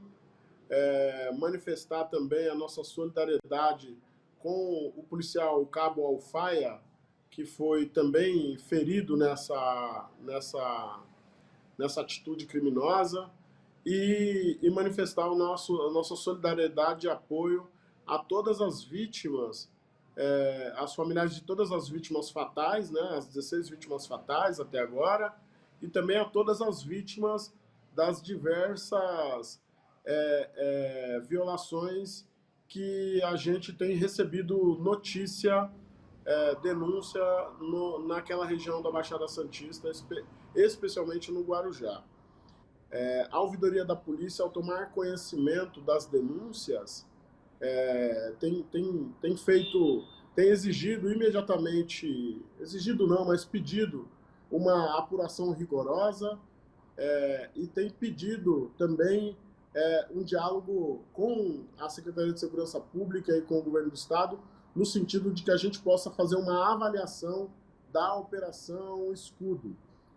No dia de hoje, junto com outras organizações de direitos humanos, a gente soltou uma nota pedindo a imediata suspensão e um debate objetivo com o governador, no sentido da gente fazer uma avaliação da Operação Escudo.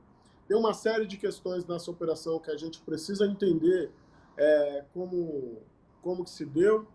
Nós precisamos entender, por exemplo, por que tantas pessoas reclamam da Operação Escudo e tantas pessoas denunciam irregularidades, ilegalidades cometidas por policiais da Operação Escudo. Precisamos entender por que houveram tantos tiroteios, né, segundo os policiais, sem qualquer policial ferido nesses confrontos, sem qualquer indício desses tiroteios, pelo menos nos lugares onde a gente estivemos, que tem sido atribuído tiroteio e não se percebe nas casas, né? Quem conhece dinâmica de favela, favela tem vielas, né? Vielas são lugares muito difíceis de se errar tiro, mesmo que à distância, porque são curtos espaços, então você tem ali uma condição de acertar ali muito grande. Então, nós não temos notícias de policiais feridos na Operação Escudo, não temos notícias de policiais sequer feridos de raspão. Então, a gente também quer entender a dinâmica dessas mortes a partir dessa perspectiva. Outra questão que a gente está colocando, como é que a gente ordena a realização de uma operação como essa e uma operação legal, dentro da legalidade, e a gente não equipa os policiais com os equipamentos de câmeras corporais para garantir transparência para essa operação. E as respostas também que a gente precisa sobre as diversas denúncias que tem nos chegado de várias ações arbitrárias, como invasão de casas, agressão de crianças, agressão de jovens, e tantas outras denúncias que têm chegado aqui na ouvidoria e chegado para as demais instituições de direitos humanos relacionadas a essa operação. Então, a gente também acha que a operação ela precisa acabar, mas a gente está sugerindo ao governador pelo menos uma suspensão para que a gente possa sentar e fazer uma avaliação dela. E, ouvidor, eu gostaria de escutá-lo sobre a declaração do próprio governador, Tarcísio de Freitas, mas também como secretário de Segurança, Derrite, quando foram questionados sobre as denúncias dos moradores, né? Eles disseram que, na verdade, isso é uma narrativa que é construída pelo tráfico ali da região e que coíbe ali a população a fazer isso. Como é possível, sem uma investigação ou sem um protocolo de busca de informações, as autoridades, o governador e o secretário de Segurança, darem uma declaração dessa de forma tão imediata e colocando em dúvida a postura dos moradores, a declaração dos moradores? Eu acho que, primeiro que, na minha opinião, o governador ele está totalmente descontextualizado sobre o que está acontecendo no Guarujá e na Baixada Santista. Eu convidaria o governador a fazer como a gente fez, ir nas comunidades e conversar com os moradores, com os populares, ouvir dos populares o que efetivamente está acontecendo. Esse é um aspecto.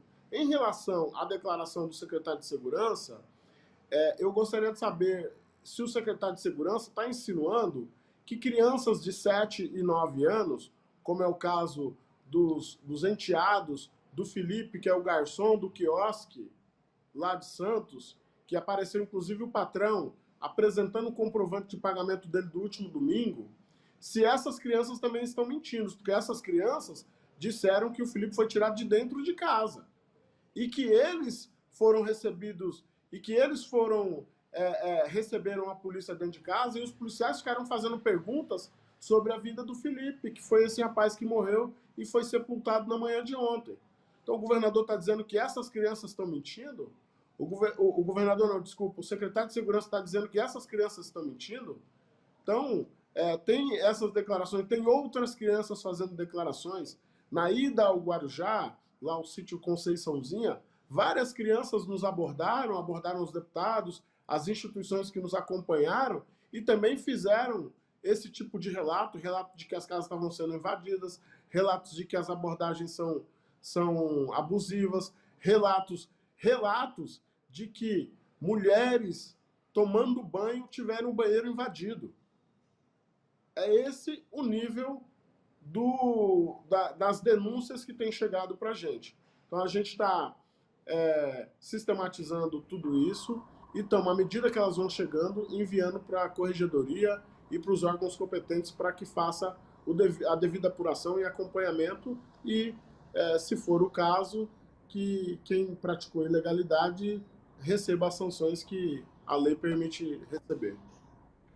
O que chama a atenção também, ouvidor, é quando vem essa frase por parte das autoridades públicas, como governador e secretário, quando fala confronto, mas é um confronto que só um lado tem vida ceifada, né? Então, que confronto é esse? Para além disso, as pressões no que diz respeito aos defensores dos direitos humanos, que pedem justiça, que pedem paz, que pedem integridade e respeito a todos e todas. A ONU já se manifestou, na sexta-feira tem uma nota conjunta de várias entidades aqui no estado de São Paulo e também entidades nacionais. Queria lhe ouvir sobre essa contextualização dessa pressão que já começa a vir de fora e o governador Tarcísio de Freitas, junto ao seu secretário de Segurança Pública, tem que se manifestar quanto a isso, de uma apuração correta e o porquê, essa pergunta que não quer calar, por que foi tirado as câmeras das fardas dos policiais, que era uma forma de pegar a síntese da operação de forma transparente? Eu penso que, de fato, a tendência desse caso é ele cada vez mais tomar proporções mundiais né, internacionais em relação à gravidade dos fatos que a gente tem discutido. Um outro aspecto é que não há possibilidade de uma atuação mais eficaz e mais precisa se não houver, de fato, a colaboração entre todas as entidades e institutos ou instituições que atuam na defesa dos direitos humanos e na defesa da vida. Então, eu louvo muito a atuação conjunta das organizações e entidades, dos movimentos sociais, que foi através dos movimentos sociais que chegaram as denúncias até a gente e que essas denúncias têm sido publicizadas, né? É importante dizer que tudo ainda está no campo da denúncia, que a gente aguarda e espera a devida apuração com a maior agilidade possível para que a gente possa dar respostas para a população. E a gente também espera que as explicações cheguem, porque eu não consigo perceber que numa ação que está tão baseada na legalidade, que ela não tenha qualquer transparência sobre ela. E as câmaras corporais poderiam ter propiciado isso. E se efetivamente o secretário de Segurança está certo, o governador está certo, seria um problema menos para ele se ele pudesse imediatamente apresentar as imagens e dizer, os policiais atuaram dentro da legalidade e o assunto acabou. Infelizmente, isso não está acontecendo.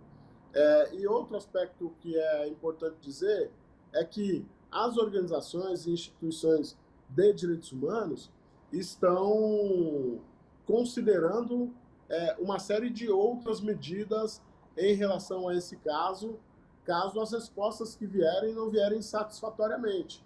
Então, essa medida de internacionalização do caso, que já está internacionalizado, é uma medida objetiva, uma vez que é uma medida objetiva que pode ocorrer, uma vez que o Brasil é signatário de diversos tratados de defesa e proteção de direitos humanos e ele precisa responder à comunidade internacional em relação a esses casos.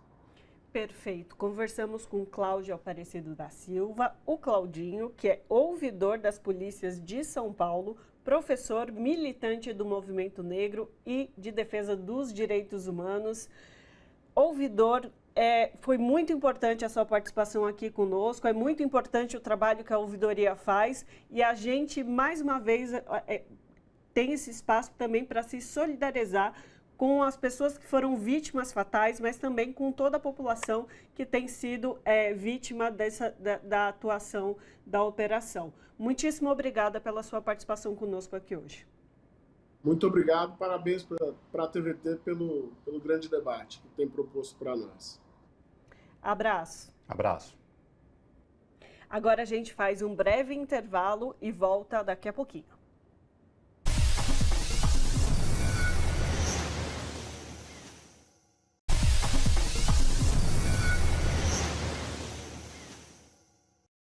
Jovens de várias partes do mundo estão em Lisboa, capital de Portugal, para a Jornada Mundial da Juventude.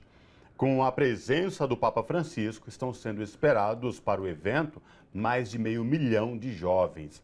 Sobre essa questão, nós conversamos agora com Suzana Moreira, que é gerente de programas para a conversão ecológica no movimento Laudato Si e mestra em tecnologia sistemático-pastoral pela PUC-Rio. Suzana Moreira, tudo bem? Prazer te receber aqui no Revista Brasil TVT. Seja bem-vinda. Muito obrigada. Muito feliz de estar aqui. Tive que improvisar a conexão porque na JMJ sempre acontecem coisas fora dos planos. Então estou conectada do meu celular, mas muito feliz de poder estar aqui com vocês. Obrigada, Ana Rosa e Cosmo, por estarem me recebendo. Suzana Moreira, que está falando direto lá de Lisboa, em Portugal. A gente percebe que você teve que se deslocar para um espaço para falar com a gente agradece de antemão. E queria te ouvir, né, como é que está sendo essa Jornada Mundial da Juventude aí em Lisboa, os jovens de todos os cantos do mundo. Traz para a gente aí como é que está sendo essa jornada de vocês. Muito forte. A juventude estava com uma expectativa enorme, porque essa JMJ foi postergada devido à pandemia. e o encontro está superando as expectativas de todo mundo. Já na missa de abertura, haviam 300 mil jovens, e ontem, anteontem, com a acolhida do Papa, também superou ainda os números que eram esperados pela organização local. E a gente está vendo que, assim, a cidade de Lisboa, apesar de pequena, conseguiu se preparar o máximo possível, né? A gente sabe que sempre é um evento que supera as proporções de qualquer evento mundial, mas mesmo assim tem sido um encontro muito forte. A gente vê essa diversidade que existe dentro da Igreja Católica, das diversas expressões entre as juventudes, as diversas formas de celebrar a fé católica. Tem gente de todos os continentes aqui presentes e está sendo realmente muito forte e inspiradora a experiência.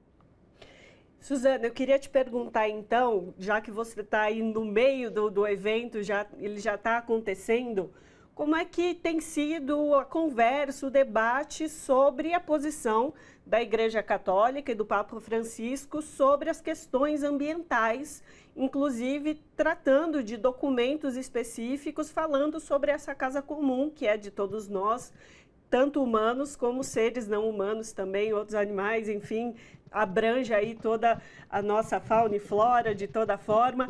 Como é que vocês têm debatido isso e qual importância isso está tendo aí no dia a dia do evento? Essa JMJ está sendo histórica porque pela primeira vez colocaram a ecologia integral como uma das formações centrais. Toda JMJ tem sempre uma programação de catequeses que acontecem para todos os peregrinos, e uma das catequeses ia ser justamente ontem sobre ecologia integral. Mas além desse aspecto mais formativo, a própria organização da JMJ foi feita pensando na sustentabilidade. E o movimento Laudato Si, onde eu trabalho, foi uma das grandes assessorias para que isso acontecesse. Então, desde os materiais que foram usados para criar a mochila dos peregrinos, os materiais do texto que foi usado, a preocupação com a separação dos resíduos, né?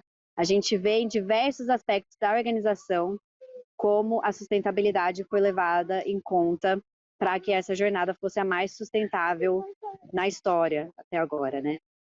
Na própria formação também dos voluntários, né, que foram 25 mil voluntários para essa edição, houve toda uma formação online e também a questão da ecologia integral estava como parte da formação dos voluntários, né? E ecologia integral é um conceito que o Papa Francisco traz na Laudato Si. Laudato Si é o documento que ele lançou em 2015 sobre o cuidado com a criação e faz parte da doutrina social da Igreja, e é o grande documento de referência, então, sobre o cuidado com a natureza, né, que a gente chama de criação, e o quanto cuidado com a nossa fé católica, né? A gente professa que Deus é criador, né, e todo esse planeta, nossa casa comum, é criação, nós somos criação e somos chamados a cuidar para ajudar a criar mais justiça climática e socioambiental. Suzana, para além das questões ambientais, não menos importante, muitíssimo importante, sobretudo as mudanças climáticas já estão batendo na nossa porta quase que diariamente, mas eu queria te ouvir também no que diz respeito a outros temas, por exemplo, no que diz respeito à juventude e ao trabalho. Juventude, redes sociais, mídias sociais. Como é que é feita essa discussão com essa juventude aí nesse encontro mundial com o Papa em Lisboa? Eu sei que o Papa andou falando sobre essas questões dos jovens e as redes sociais. Queria te ouvir sobre essa questão também. Está acontecendo também, tem várias coisas históricas acontecendo nessa JMJ. E a outra questão, então, além dessa parte da ecologia integral, é que vai ter o primeiro encontro internacional de influencers católicos. Vai ser hoje à noite, o Dicastério para a Comunicação do Vaticano que está organizando, junto com um movimento que já existia na área de comunicação também, se não me engano é por liderança de algumas pessoas da Espanha. e estão tentando criar mais esse engajamento, então, com as diversas juventudes que já estão nas redes sociais e criam conteúdo sobre a fé católica para criar conexão. Essa está sendo a principal preocupação agora.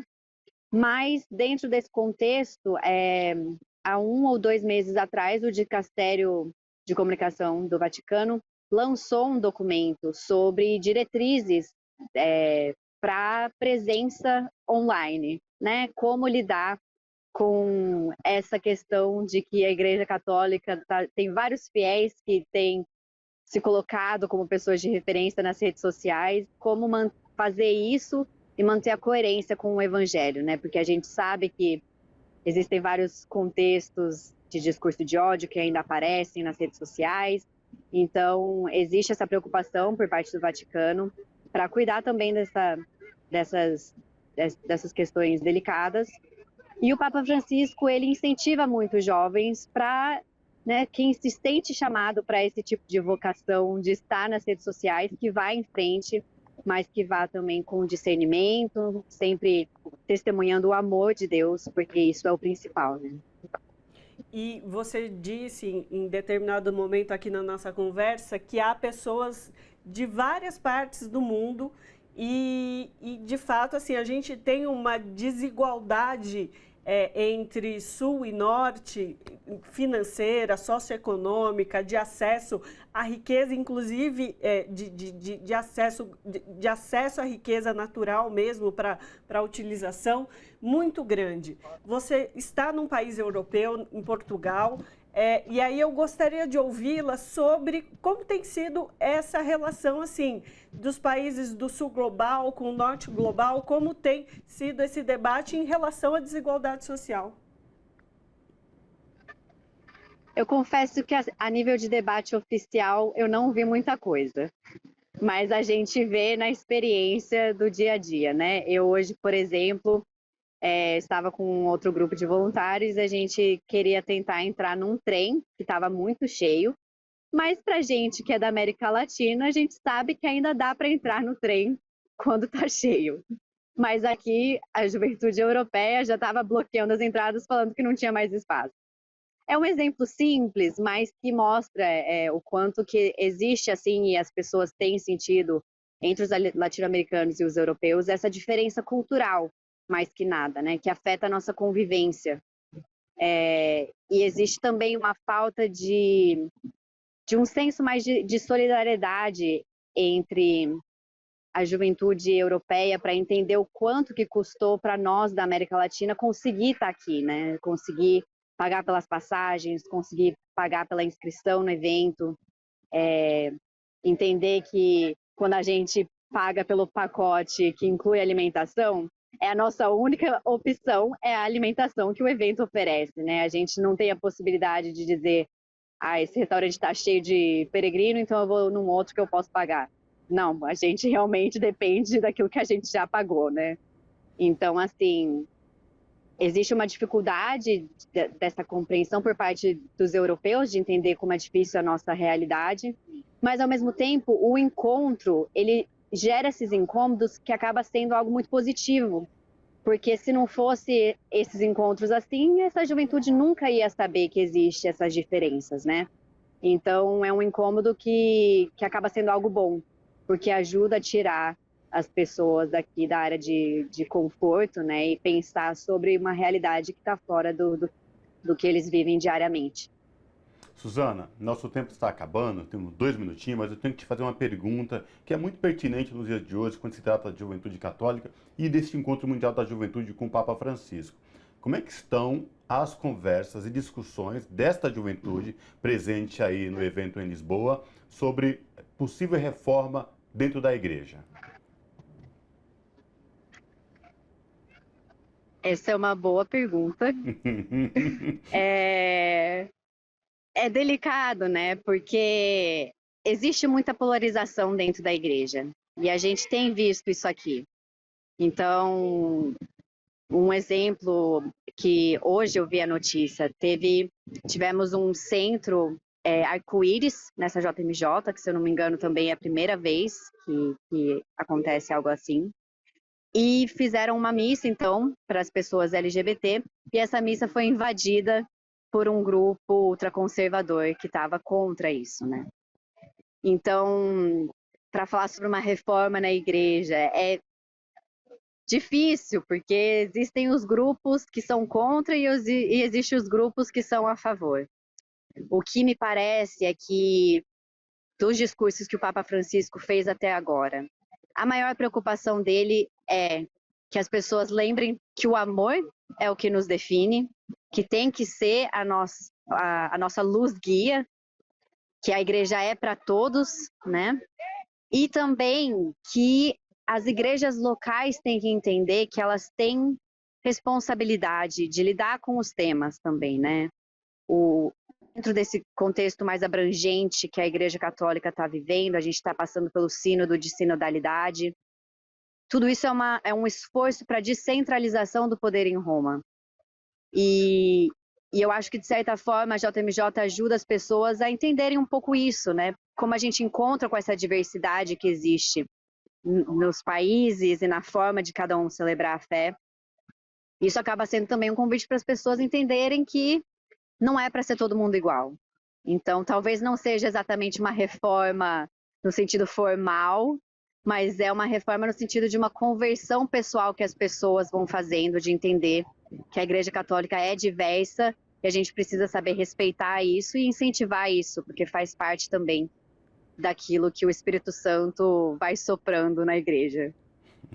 Perfeito. Conversamos com Suzana Moreira, que é gerente de programas para conversão ecológica no movimento Laudato Si e mestra em teologia sistemático pastoral pela PUC Rio, e está falando conosco lá de Lisboa no encontro da juventude, encontro mundial da juventude com o Papa.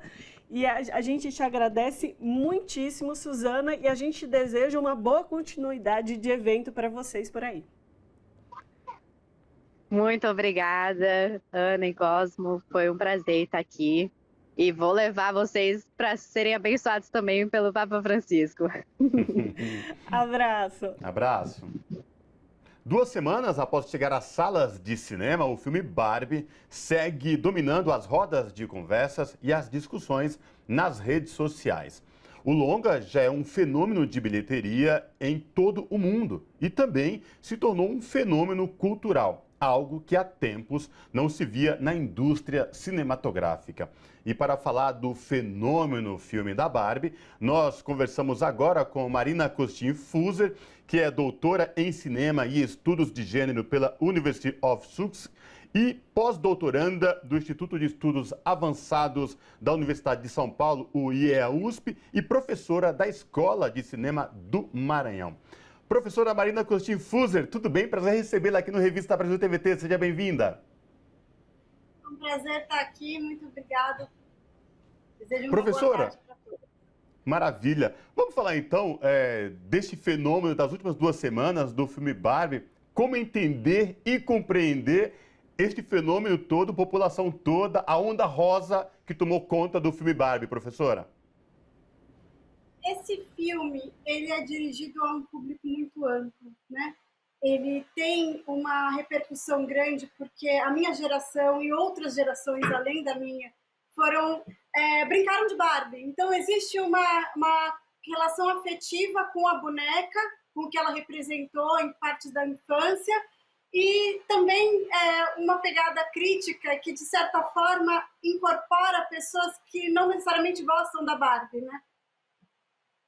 E, professora, trazendo à tona um pouco do texto que a senhora fez referente a esse filme, toda essa postura que a senhora começou a falar aí, que foi publicado na revista Cult, né, no último período, a senhora fala, inclusive, sobre os motivos que levaram a Mattel, que é a fabricante da Barbie, e também digamos, essa indústria cinematográfica, a indústria de massa, né, de cultura de massa, a fazer essa nova releitura dos processos de relações de gênero, né?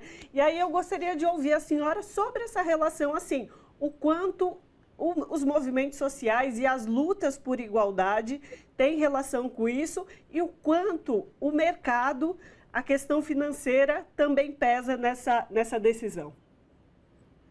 Bom, as pessoas que... Primeiro eu fui bombardeada com com a repercussão, né, do artigo, principalmente porque eu dialogo com os setores da esquerda, falo desde o campo da esquerda, e me contaram que o blockbuster da Barbie é capitalista, que a Mattel quer vender boneca.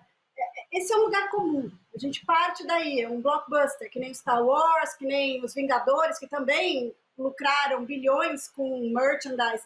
Então, assim, a gente está falando aqui de um filme hollywoodiano, então é importante a gente ter isso em mente, né? E que a Mattel é a produtora, né? É coprodutora desse filme, então, obviamente, existe um interesse comercial aqui. O que eu posso dizer sobre os movimentos sociais? Bom, o mercado, ele se adapta às demandas da sociedade. Então, assim, cada vez mais existe um público com a inclusão digital que clama por uma representatividade maior das alteridades, das diferenças, então a questão racial, a questão de gênero, a questão, inclusive, LGBTQIA+, né? Então, assim, eu acho que esses movimentos sociais foram bem-sucedidos nas redes sociais, a ponto de criar novos consensos em torno da representatividade fílmica. Mas tem uma identidade que não entra aqui, que é a identidade de classe, que é uma que fica muito à deriva, porque a Mattel é uma empresa que a gente tem que lembrar, é capitalista, existe um interesse de lucro aí. Então, a Barbie, não existe uma Barbie pobre, né? Existe Barbie engenheira, existe Barbie presidente, CEO, mas não existe Barbie pobre. Essa representatividade é mais complicada porque tem a ver com a materialidade, né? Pois é, professora, e em cima disso, do que a senhora acabou de falar, comentar também de quanto a indústria da cultural envolve e influencia a vida das pessoas, trazendo esse exemplo do filme Barbie, porque não tem como desconectar nas últimas 2 semanas todo mundo falando a respeito, não é, professora? Então, esse todo mundo falando a respeito, para mim, significa que o filme foi bem sucedido, mesmo por quem falou mal, por quem criticou. Porque, primeiro que as críticas, principalmente essas críticas em relação à questão da indústria cultural e do capitalismo, elas têm fundamento, né? Então, assim, por um lado, estamos debatendo a indústria cultural, então já existe um sucesso nesse sentido. Do outro sentido, ela incomodou um setor antifeminista que está crescendo no mundo, que é o fascismo, né? Que, enfim, a extrema-direita tem se feito valer de uma pauta de costumes anti-LGBT, aqui tem uma atriz trans, né, nesse filme, a Hari Nef. Então, assim, existe ali uma representatividade e uma discussão do próprio enredo do filme, que é a derrocada do patriarcado, a gente não pode esquecer disso, né? Então, isso incomodou setores que a gente queria incomodar. Eu acho que a Greta Gerwig, que é a diretora desse filme, ela não é da Mattel. A Mattel produz, mas não dirige o filme. E a Greta Gerwig, ela já se consagrou por filmes como Lady Bird e a Little Women, que são 2 filmes extremamente com uma pegada feminista. E eu acho que ela mantém esse approach, apesar de ser um filme hollywoodiano produzido pela Mattel, enfim. A gente não precisa ser inocente em relação à materialidade do filme, mas pensar que a militância feminista mais progressista e inclusive na questão de classe, ela não chega aos amplos setores. Ela tem um limite, né? A Barbie fura essa bolha. É por isso que é interessante. Ela chega a lares onde nós não chegamos. E é exatamente nesse caminho que eu gostaria de falar com você, nesse processo de há outros filmes e há outros exemplos, até mesmo da indústria hollywoodiana, séries, que tratam sobre essas comunidades oprimidas, né? Você bem colocou que a questão de classe ainda é um tema que ainda não é abordado, mas nós temos, por exemplo, Pantera Negra, nós temos um filme protagonizado pela Mulher Maravilha, dando uma ênfase novamente sobre a questão de gênero.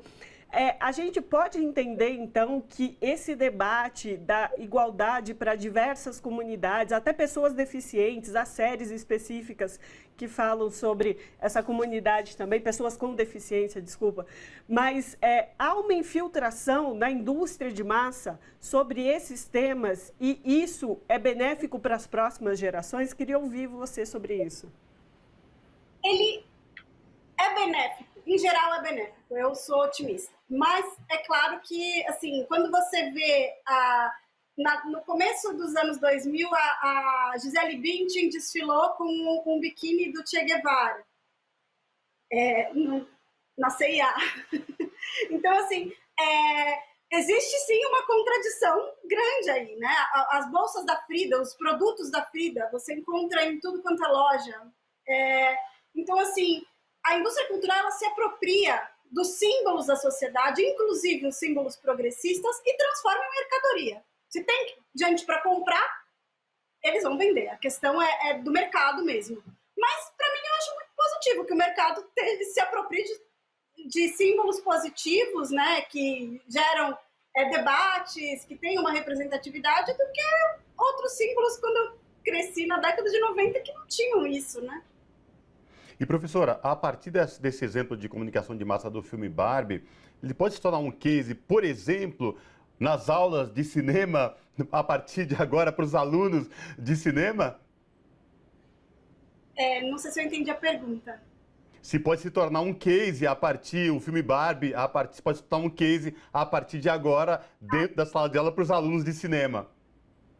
Então, eu adoro esses cases. Eu acho que é desafiador mostrar para os meus alunos, de crítica principalmente, que a gente tem que fazer uma crítica equilibrada e ponderada.